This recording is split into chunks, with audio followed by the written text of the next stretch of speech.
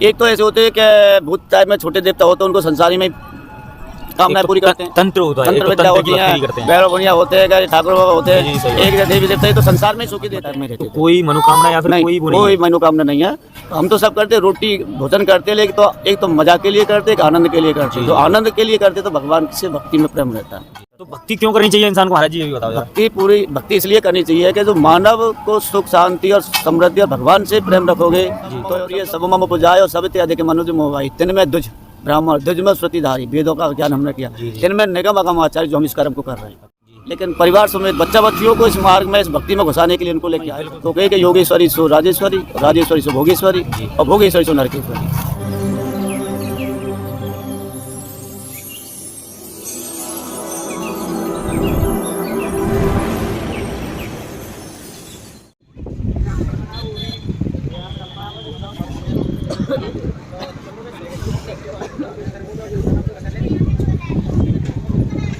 तो जय श्री राधे दोस्तों, मैं आपको लगातार भक्तों के, साधु संतों के, श्रद्धालुओं के दर्शन कराता हूँ। मैं हूँ परिक्रमा मार्ग में गोवर्धन जी के। मेरी कोशिश रहती है कि मैं आपको ऐसे साधु संतों के, ऐसे भक्तों के दर्शन कराऊं जो बिल्कुल जिनकी निश्चल भक्ति हो, जिन्हें कोई मोह ना हो, जिन्हें कोई भी स्वार्थ ना हो। तो ऐसे ही देख रहे हैं कि बच्चा मुझे परेशान भी कर रहा है। तो महाराज जी हैं, मैंने इनसे पूछा अभी भक्ति है या फिर कोई मनोकामना थी जो पूरी हुई तब उस वजह से बाबा के पास आए हो, अभी बताएंगे हमें महाराज जी। तो जय श्री राधे महाराज। जय श्री राधे। क्या नाम है महाराज जी? रामनिवास शर्मा है, करौली जिला है हमारा, महोली गांव में। तो सबसे पहले तो मैं यहाँ आने का कारण पूछूंगा, क्यों आए हैं? हमारा कारण दंडोती की परिक्रमा ही क्यों लगा रहे हो? हमारे कारण ये है कि अब हम यहाँ गोवर्धन माधव संस्कृत महाविद्यालय में रहे थे, पढ़े थे। अच्छा। हमारी क्या है कि हम रोज परिक्रमा भक्ति में तो हम लेते हैं हमारे पहले से ही। ठीक है वो महीने के महीने में या महीने में नहीं है तो हम देवे ही आते थे। जी। लेकिन अपने आप ही जब देखते तो ये सोची कि अब परिवार सहित निष्काम कुछ अपने दंडोती भी एक लगा। तो परिवार में कितने बच्चे हैं? हमारे 2 बच्ची और 1 बच्चा है मेरे। अच्छा, शादी हुई उनकी? नहीं, दोनों बच्ची साथ में, कल बच्चा भी आएगा। अच्छा। उसकी परीक्षा ही या वजह से नहीं आ पाया, कल देखा जाएगा। तो क्या करते हैं महाराज जी वैसे? मैं विद्यालय चलाता हूँ प्राइवेट। प्राइवेट होते हैं। और प्राइवेट स्कूल बच्चों का काल ये है कि इनकी शादी होने के बाद में मैं यहाँ ही, मेरे गुरु थे यहाँ ही, उनकी आज्ञा का शादी के यहाँ ही रहेंगे। हम पहले अपने संतान में महात्मा टाइप में रहते थे। कोई मनोकामना या फिर नहीं, कोई वो नहीं कोई मनोकामना नहीं है। महाराज जी से कोई इच्छा नहीं, सिर्फ भक्ति की भक्ति है।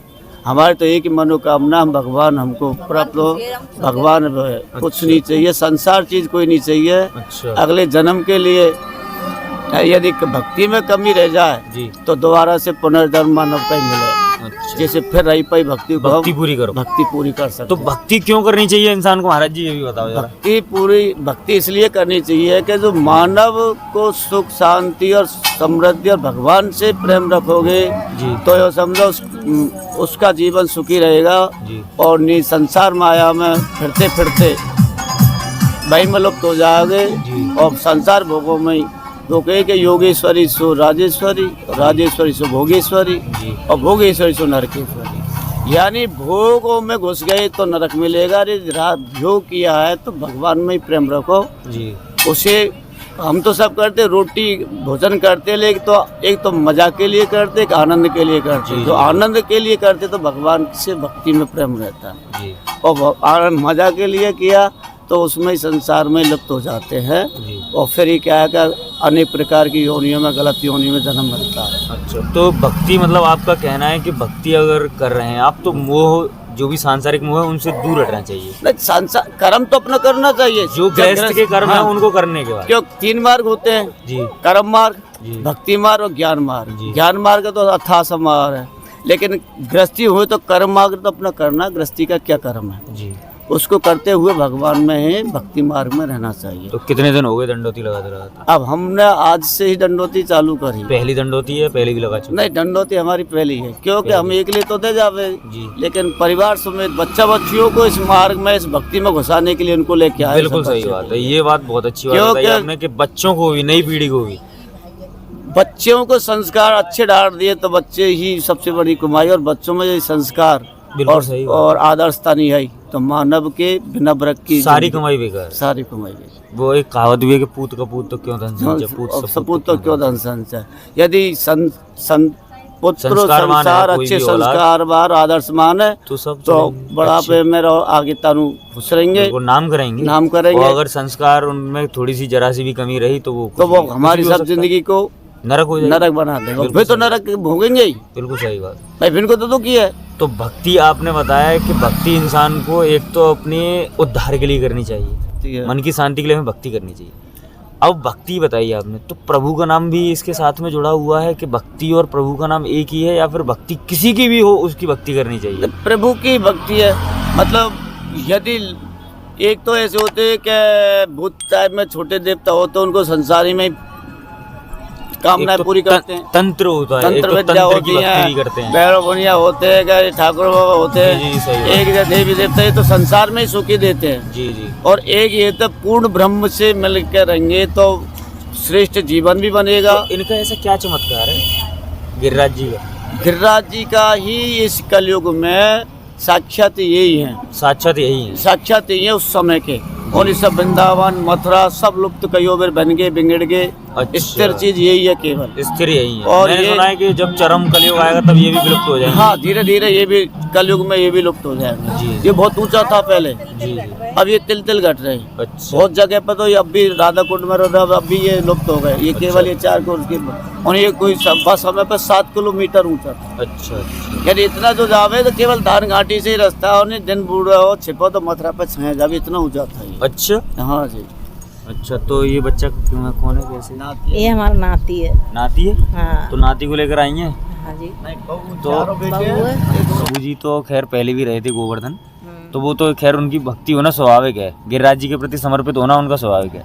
आपकी कैसे भक्ति जगी? हमारे तो घर में ठाकुर जी हैं, ठाकुर जी के प्रति प्रेम है। तो अब ठाकुर जी बचपन से ही प्रेम है। अब फिर ठाकुर जी के यहाँ वृंदावन में राधा रानी के आप भी भक्ति के उससे ही आई हैं या फिर कोई इच्छा लेकर आई हैं इस बार? भक्ति के ही उससे आए हैं।